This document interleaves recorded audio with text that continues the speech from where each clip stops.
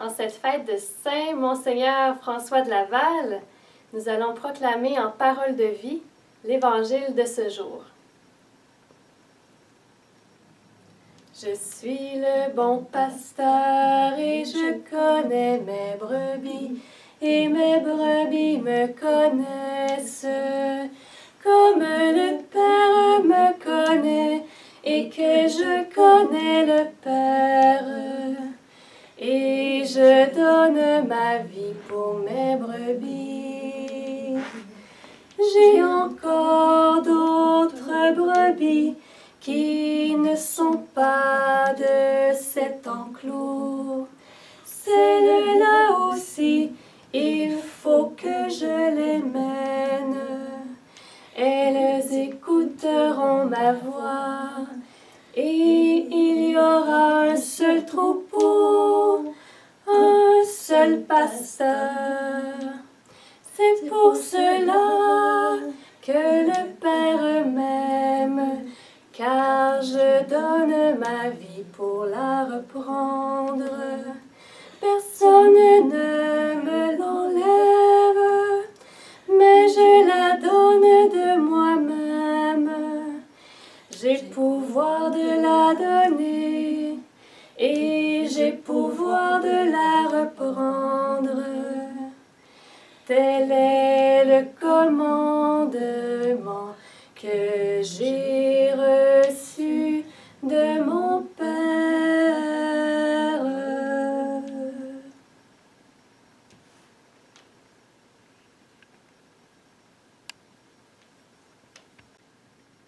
Bonjour, c'est une grande fête dans l'Église canadienne, particulièrement aujourd'hui. C'est la fête de Monseigneur de Laval. Et j'aime me tourner vers ce qu'il a dit, vers ce qu'il a fait, pour connaître le cœur de ce pasteur. Et c'est pas pour rien aujourd'hui qu'on a l'évangile du bon pasteur. Cet évangile-là décrit un peu son cœur et décrit en même temps le zèle des âmes qu'il avait. Partir de la France pour venir en Nouvelle-France, il fallait vraiment qu'il ait le zèle des âmes. Et il a écrit une lettre à des jeunes sulpiciens qui étaient allés passer un hiver du côté du lac Ontario. Il leur a écrit une lettre pour les soutenir. Et c'est une lettre qui est tellement belle. Je te lis quelques extraits simplement pour que tu comprennes son cœur de pasteur. Il dit, je vous encourage à aller avec zèle, un zèle de saint, et de vivre pleinement votre devoir d'État. Travaillez à la conversion de vos frères. Conférez-leur les sacrements. Faites tout pour rétablir la foi dans leur cœur et l'accroissement de la vie du Christ au milieu d'eux.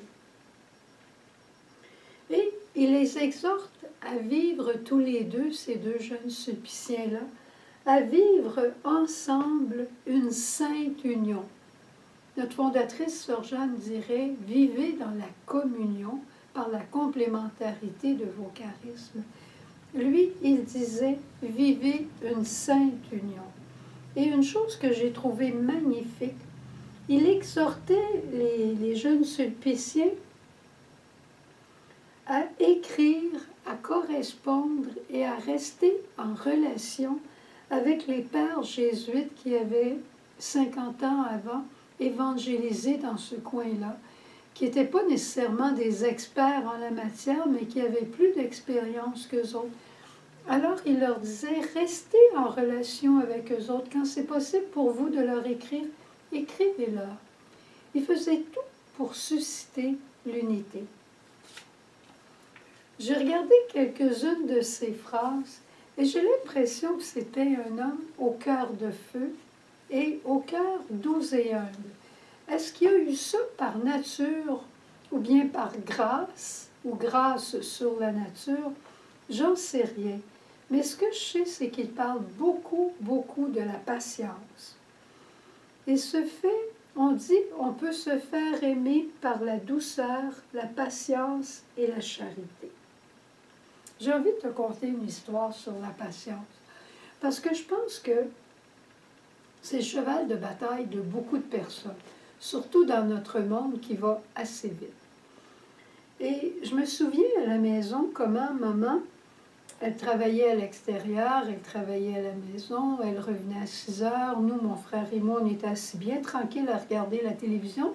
On attendait que maman arrive et qu'elle fasse le souper. Aujourd'hui, je me dis, j'aurais bien pu me lever avant puis essayer de faire quelque chose. Mais j'étais là, tranquille, à regarder mes petits bonhommes. Et maman arrivait et elle se mettait au poêle et elle nous préparait à souper. Et elle terminait très tard le repassage, toutes les choses de la maison qu'elle devait faire, en plus de son travail à l'extérieur.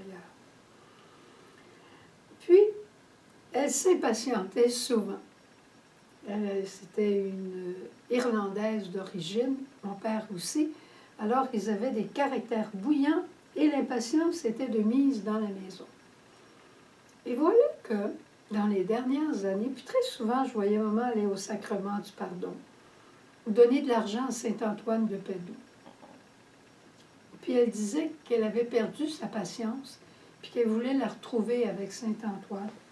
Ou quand elle allait au sacrement du pardon, elle disait « Qu'est-ce que je peux dire d'autre que mes impatiences? » Chère maman, dans les dernières années de sa vie, elle est allée demeurer chez les Petites Sœurs des Pauvres.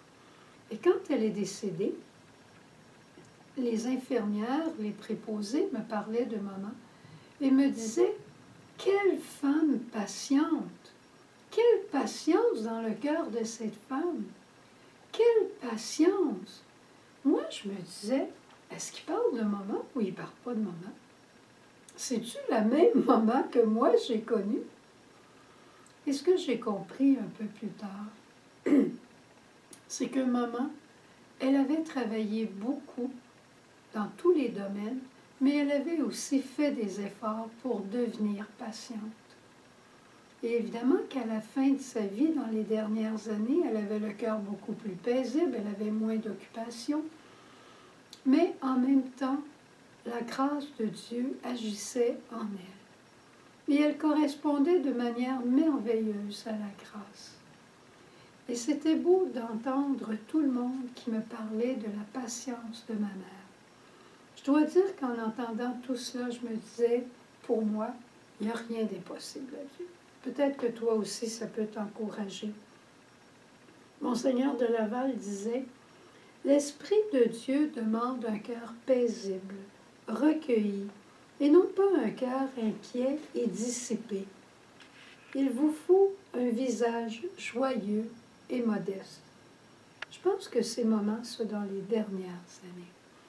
Alors demandons-lui, nous aussi, à Monseigneur de Laval, de nous aider, peut-être au niveau de la douceur et de la patience, mais aussi au niveau du zèle des âmes. J'ai encore d'autres brebis qui ne sont pas dans cet enclos. Celles-là aussi, il faut que je les mène. Il ne s'agit pas d'aller faire du prosélytisme et du porte-à-porte et d'essayer de convaincre par la foi en disant à quelqu'un « Hé, t'es mon ami, toi, il faut absolument que tu t'abonnes au message lumière, je t'abonne tout de suite. » Non, un peu de liberté. Évangéliser, ça veut dire quoi? Ça veut dire proposer. Mais vous savez, quand quelqu'un a un régime extraordinaire ou qu'il rencontre un musicien qu'il aime beaucoup, beaucoup, ou quelqu'un découvre quelque chose de nouveau, il en parle à tout le monde. Mais si toi, tu aimes le message lumière et que ça fait du bien à ton âme et à ton cheminement spirituel, invite tes amis, parle-leur-en, propose-le simplement, rien de plus. Tu les laisses libres, tu leur proposes et Dieu fera le reste. Mais ce qui est important, c'est que comme nous dit la parole, que tu saches qu'il y a encore des brebis dans l'enclos de ta vie qui ne sont pas encore toutes à Jésus. Et tu as peut-être un canal à travers le message lumière où tu pourrais les introduire pour qu'ils rencontrent et qu'ils découvrent Jésus un petit peu plus chaque jour. Alors, bonne journée et réveillons ensemble notre pastorat et allons voir Jésus à la chapelle pour le lui demander.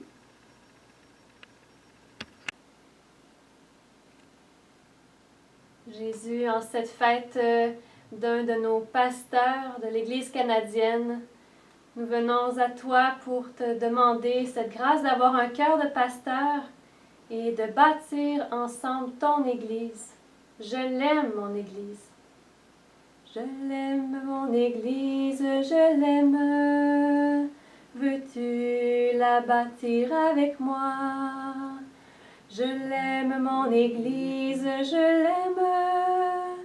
Elle est la famille du Père.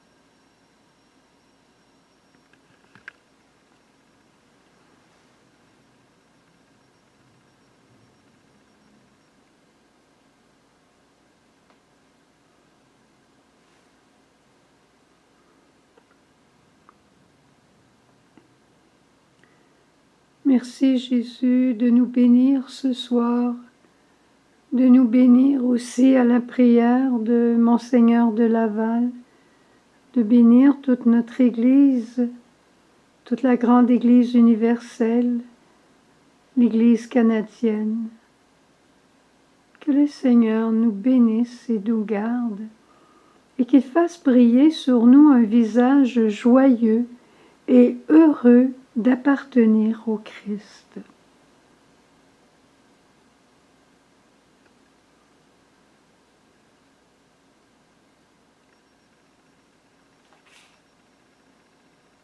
C'est le mois de Marie, c'est le mois le plus beau.